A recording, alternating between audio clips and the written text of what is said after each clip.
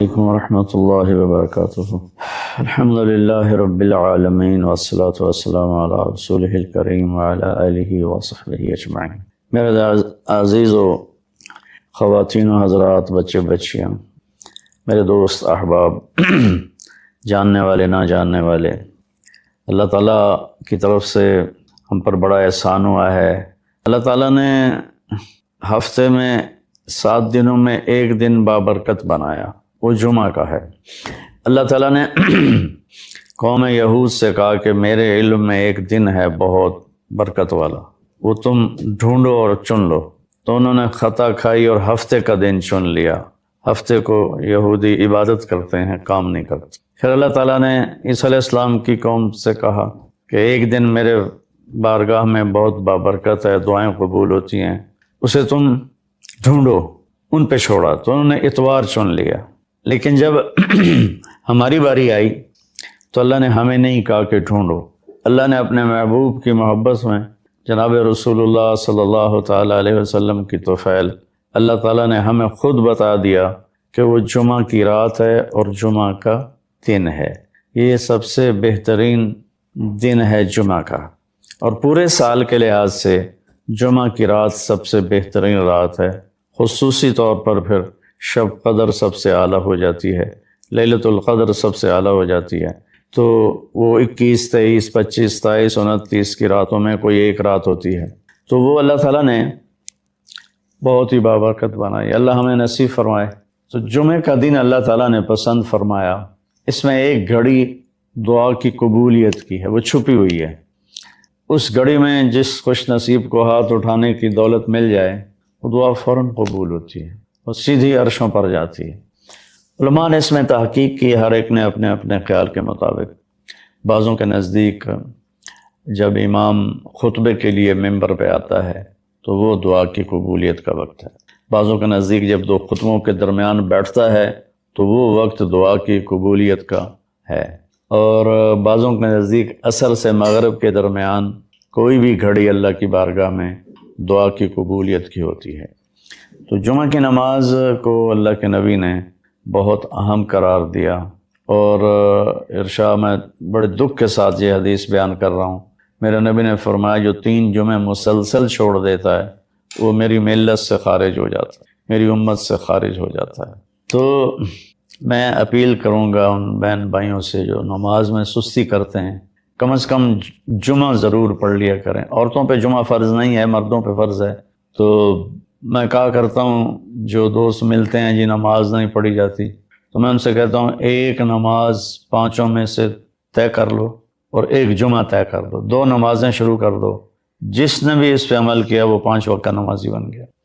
تو جمعہ کی نماز کے بعد جمعہ سے جمعہ تک کے جتنے گناہ ہوتے ہیں وہ اللہ تعالیٰ معاف فرما دیتے ہیں، اور جو جتنی جلدی جا کے بیٹھتا ہے امام کا خطبہ سننے کے لیے اس کو اتنا زیادہ اجر ملتا ہے۔ ایف ایس سی میں زولوجی کا تھا وہ پریکٹیکل، مجھے تو آتا جاتا کچھ بالکل مجھے، اب یقین میں نے اسی طرح پاس ہوا۔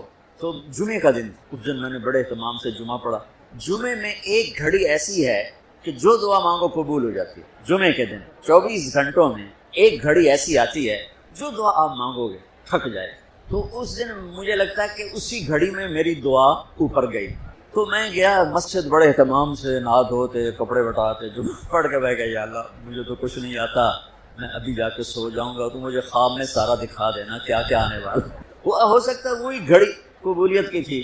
میں آیا نماز گھر اور کتاب اٹھا کے یوں رکھی اپنے سرانے اور سو گیا۔ تو میرے 5 منٹ 10 منٹ 15 منٹ آنکھ لگی ہوگی، میں نے دیکھا میں لیبارٹری میں بیٹھا ہوں اور میرے سامنے خرگوش بے ہوش آنے لگے اور وہ رکھے گئے۔ اس کے بعد لیفٹ سائڈ سے ایک ایگزامینر اندر آتا ہے، یہاں سلیو لیس شرٹ سفید اور گرے رنگ کی اس نے پتلون پہنی ہوئی ہے، اور وہ 5 سوال لکھاتا ہے اور کہتا ہے کوئی سے 4 حل کریں۔ میری جو آنکھ کھلی مجھے 5 کوسچن یاد تھے کہ کیا اس نے کہا ہے۔ اور خرگوش میں زیادہ کہے گا بھائی ڈسیکشن کر کے ڈائجسٹو سسٹم دکھاؤ یا اس کا لیور سسٹم دکھاؤ۔ تو میں نے خرگوش کو پڑھ لیا اور وہ 5 سوال پڑھ لیے۔ جب میں پہنچا پریکٹیکل کے لیے تو میں نے دیکھا بے ہوش خرگوش ہمارے سامنے آنے لگے۔ میں کہہ رہا بھائی پہلی گال تو پوری ہو گئی، خرگوش آ گئے۔ اب بچہ اب یقین میں اس لیے کہتا ہوں کہ میری دعا اس گھڑی میں گئی، وہ گھڑی چھپی ہوئی ہے، کسی کو بھی مل سکتی ہے کسی وقت، مجھے اس دن وہ مل گئی۔ ادھر سے آیا ایگزامینر، سلیو لیس سفید شرٹ اور گرے پتلون، میں کہا اے گل بھی پوری ہو گئی۔ اس کے بعد اس نے 5 سوال لکھائے، ان میں ایک کوشچن وہ تھا جو میرے خواب میں نہیں تھا، اور 4 وہ تھے جو میرے خواب میں تھے، اور اس نے کہا کوئی سے 4 حل کرے، میں کہا اے لو ہم نے حل کر دینا۔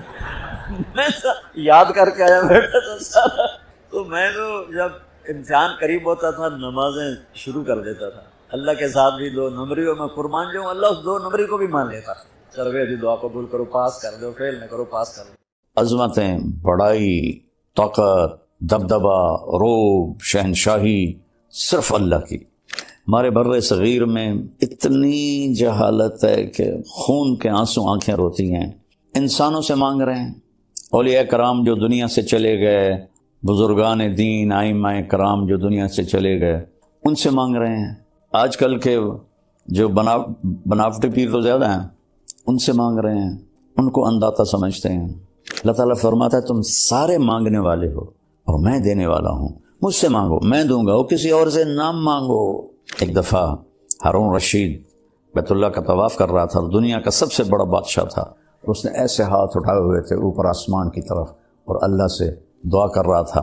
تو سفیان ثوری رحمہ اللہ فرمانے لگے انظروا الی جبار الارض کیف یتضرع الی جبار السماوات والارض، اس دنیا کے طاقتور کو دیکھو کیسے زمین آسمان کے شہنشاہ اور زمین آسمان کے طاقتور کے آگے ہاتھ پھیلا رہا ہے اور دعا مانگ رہا ہے۔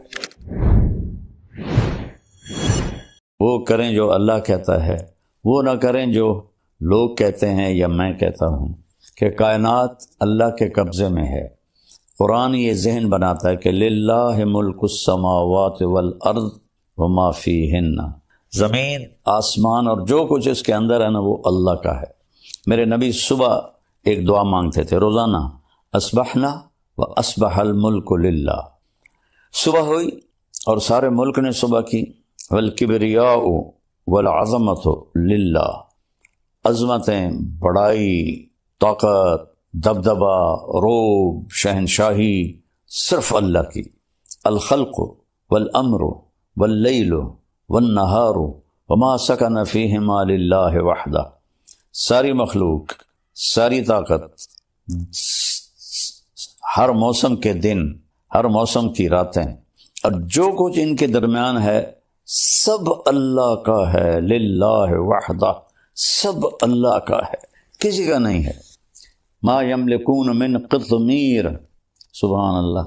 اللہ تعالیٰ کہتا ہے کہ ابھی تو آج کل افطاری کے دن ہیں، تو جب ہم کھجور کھاتے ہیں یا ایسے چیرتے ہیں تو گٹھلی کے اوپر ایک چھلکا ہوتا ہے باریک سا، اس کو قطمیر کہتے ہیں۔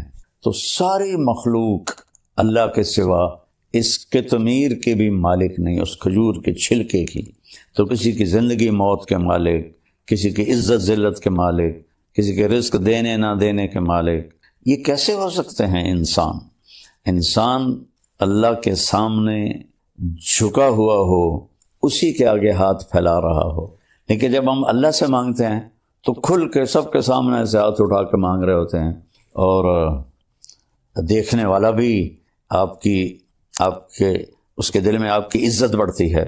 ایک دفعہ ہارون رشید بیت اللہ کا طواف کر رہا تھا، دنیا کا سب سے بڑا بادشاہ تھا، اور اس نے ایسے ہاتھ اٹھائے ہوئے تھے اوپر آسمان کی طرف اور اللہ سے دعا کر رہا تھا۔ تو سفیان ثوری رحمہ اللہ فرمانے لگے انظروا الی جبار الارض کیف یتضرع الی جبار السماوات والارض، اس دنیا کے طاقتور کو دیکھو کیسے زمین آسمان کے شہنشاہ اور زمین آسمان کے طاقتور کے آگے ہاتھ پھیلا رہا ہے اور دعا مانگ رہا ہے۔ تو کلکم سائل الا من اعطیتہ فاسألونی اعطکم، اللہ تعالیٰ فرماتا ہے تم سارے مانگنے والے ہو اور میں دینے والا ہوں، مجھ سے مانگو میں دوں گا، وہ کسی اور سے نہ مانگو۔ ہمارے بر صغیر میں اتنی جہالت ہے کہ خون کے آنسو آنکھیں روتی ہیں۔ انسانوں سے مانگ رہے ہیں، اولیاء کرام جو دنیا سے چلے گئے، بزرگان دین، ائمہ کرام جو دنیا سے چلے گئے، ان سے مانگ رہے ہیں، اور آج کل کے جو بناوٹی پیر تو زیادہ ہیں، ان سے مانگ رہے ہیں، ان کو انداتا سمجھتے ہیں۔ اللہ سے مانگ، کلکم سائل الا من آتیتہ فاسألونی، کلکم فقراء الا من اغنیتہ فاستغنونی، اغنکم فاسألونی اعطکم۔ او میرے بندو تم سب فقیر ہو اور میں شہنشاہ ہوں، میں جس کو چاہوں گا دوں گا، مجھ سے مانگو میں تمہیں عطا کروں گا۔ تو قرآن ایک ذہن بناتا ہے کہ سب کچھ میرے رب کا ہے، اور واقعات قرآن بھی اسی طرف لے جاتے ہیں کہ بھڑکتی آگ ہے اور نمرود کہہ رہا ڈال دو، اور ان کو ڈالا جاتا ہے، اور اللہ کہتا ہے یا نار کونی بردن و سلاما علی ابراہیم۔ یہ کیا بتایا اللہ تعالیٰ نے کہ آگ نہیں جلاتی، اللہ کے قدرت سے سب کچھ ہوتا ہے، تو اللہ نے آگ کو باغ بنا دیا۔ نمرود نے کہا انا احیی و امیت، میں بھی زندہ کرتا ہوں اور میں بھی موت دیتا ہوں۔ ایک بے گناہ کو قتل کر دیا، ایک قاتل کو چھوڑ دیا۔ تو ابراہیم علیہ السلام نے فرمایا فإن اللہ یأتی بالشمس من المشرق فأت بها من المغرب فبہت الذی کفر۔ تو ابراہیم علیہ السلام نے فرمایا اچھا ایسا کر، میرا رب سورج کو مشرق سے نکالتا ہے، تم مغرب سے نکال کے دکھا دے۔ تو اللہ تعالیٰ فرماتے ہیں وہ کافر وہیں لاجواب چپ اور حیران ہو کے رہ گیا۔ اللہ تعالیٰ نے بنو اسرائیل کو سزا دی، اور ایک بادشاہ تھا عراق کا بخت نصر، اس کو بھیجا تو اس نے سارے فلسطین کو ذبح کر دیا، لاشیں پڑے تھے۔ تو عزیر علیہ السلام اپنے گدھے پر جا رہے تھے، وہاں سے گزر ہوا تو ان کے دل میں ہے انا یحیی ھذہ اللہ بعد موتھا، ان سب کو کون زندہ کرے گا مرنے کے بعد، اور یہ بستی کیسے آباد ہوگی تباہ ہونے کے بعد۔ تو تھوڑا سا آگے گئے تو تھکن محسوس ہوئی اور بھوک لگی، تو ایک درخت کے ساتھ گدھے کو باندھا، اور ایک ٹوٹی ہوئی دیوار تھی اس کے ساتھ ایسے ٹیک لگائی، اور ایک برتن میں جو کی روٹی تھی اس کو ٹکڑے کر کے اس میں ڈالا، اور انگور تھے تھیلی میں، ان کو نچوڑ کے ان کا رس اس روٹی کے اوپر ڈالا، اور اس دیوار سے ٹیک لگائی، اور آگے ایک چھوٹی دیوار تھی اس پر ایسے پاؤں رکھ دیے، اور یوں سر کی ٹیک لگائی، اور اللہ نے فَأَمَاتَهُ اللَّهُ مِئَةَ عَامٍ، اللہ نے 100 سال موت دے دی۔ اب انہوں نے ایسے ٹیک لگائی تھی کہ انگوروں کا رس روٹی میں رچ جائے، نرم ہو جائے، پھر میں کھاؤں گا۔ 100 سال کے بعد اللہ نے اٹھایا تو آپ نے فرمایا کم لبثت عزیر، کتنا وقت گزارا یہاں؟ تو انہوں نے پہلے کہا یومن، یا اللہ ایک دن میں رہا ہوں۔ پھر سورج کو دیکھا تو وہ ڈھل رہا تھا، اور جب انہوں نے وہاں آرام کیا تھا تو صبح کا وقت تھا، تو کہنے لگے او بعض یوم، یا اللہ لگتا ہے آدھا دن۔ تو اللہ نے فرمایا بل لبثت 100 عام، تو 100 سال یہاں رہا ہے۔ فانظر الی طعامک وشرابک لم یتسنہ، یعنی جس چیز نے فوراً خراب ہو جانا تھا کھانا، اسے کیڑے کھا جاتے، چیونٹیاں کھا جاتی۔ پانی تھا ایک چمڑے کے مشکیزے میں، وہ خشک ہو جاتا، بدبودار ہو جاتا۔ آپ نے کہا کھانا دیکھ، پانی دیکھ، ذرا تبدیلی نہیں۔ انظر الی حمارک، گدھے کو دیکھ کدھر ہے؟ کہ وہ تو جی وہ ہڈیاں پڑی ہیں۔ کہا دیکھ اب میں کیا کرتا ہوں۔ وانظر الی حمارک وعظامک کیف نکسوها لحما، اب تو دیکھ کہ میں تیرے سامنے گدھے کو کس طرح زندگی دیتا ہوں۔ تو وہ جو ہڈیاں چورا چورا پڑی تھی نا، ایک دم ڈھانچہ بن کے کھڑی ہو گئی، پھر ان کے اوپر گوشت چڑھ گیا، پھر ان کے اوپر کھال چڑھ گئی، دم لگ گئی، آنکھیں لگ گئی، کان۔ عزیر علیہ السلام آنکھوں سے دیکھ رہے ہیں، ایک دم گدھے نے چیخ ماری اور چھلانگ لگائی۔ تو اللہ نے فرمایا عزیر سمجھ میں آیا کہ تیرا رب کیسے زندہ کرتا ہے؟ کہا جی سمجھ گیا۔ وَعْلَمْ أَنَّ اللَّهَ عَزِيزٌ حَكِيمٌ۔ اس واقعے سے اور ایسے اور واقعات سے ابراہیم علیہ السلام جیسی ہستی نے کہا یا اللہ ارنی کیف تحیی الموتیٰ، آپ مردے کیسے زندہ کریں گے؟ کہ اولم تؤمن، کیوں تیرا ایمان نہیں ہے؟ کہ بلا ہے، ولکن لیطمئن قلبی، دیکھنا چاہتا ہوں تاکہ مجھے اطمینان ہو جائے۔ قال فخذ 4 من الطیر، کہ 4 پرندے لے لے، فصرہن الیک، انہیں اپنے ساتھ مانوس کر لے، ثم جعل علی کل جبل منہن جزءا، پھر ان کو ذبح کر اور ان کا قیمہ بنا دے 4 کا، اور 4 پہاڑوں کی چوٹیوں پر ان کو رکھ دے، سریاں ہاتھ میں رکھ لے، ثم ادعوہن، پھر تم ان کو بلا، یاتینک سعیا، تو دیکھے گا کہ وہ آئیں گے کیسے، میں بتاتا ہوں۔ تو انہوں نے کہا پرندے جو بھی تھے مختلف ہیں، کبوتر آ جائے، تو کبوتر کے گوشت کے ٹکڑے 4 پہاڑوں سے اٹھ کر اوپر آئے، آپس میں جڑے، یاتینک سعیا، اڑ کے نہیں آئے، ایسے چلتے ہوئے آئے۔ کہ ابراہیم غور سے دیکھ، میں نے ان کو اڑایا نہیں، چلایا ہے تاکہ تیرا یقین بن جائے۔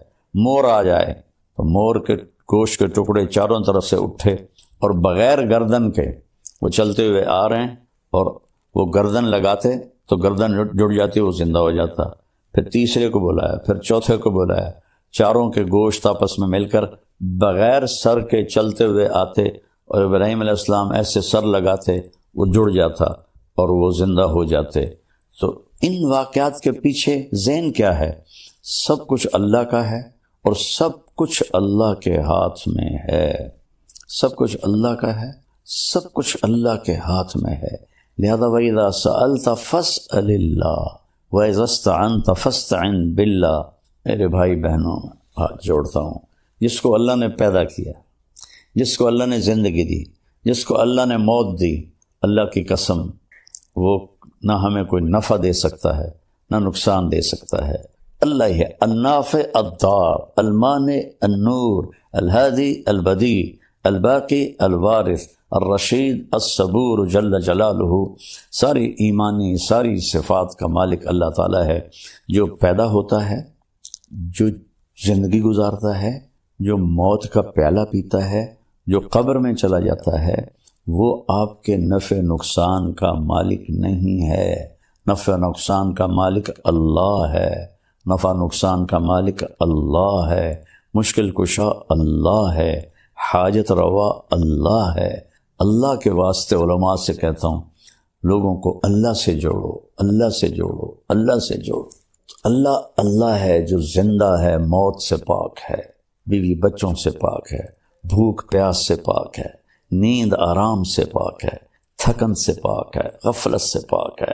احاط بصرہ بجمیع المرئیات، پوری کائنات اس کے سامنے، اللہ کے سامنے ہے پوری کائنات، ایک پلیٹ کی طرح۔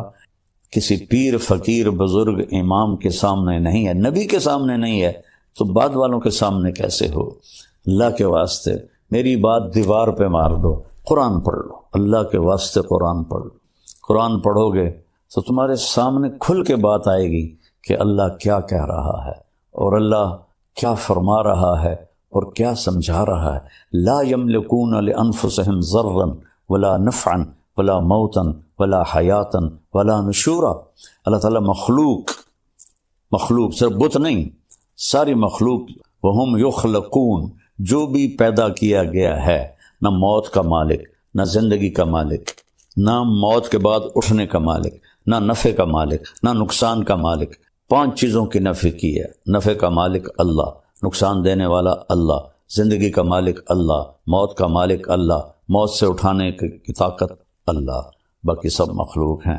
یہ لا الہ الا اللہ، لا، جو لا کہا وہ لا ہوا، وہ لا بھی اس میں، لا ہوا، جز لا ہوا، کل لا ہوا، پھر کیا ہوا؟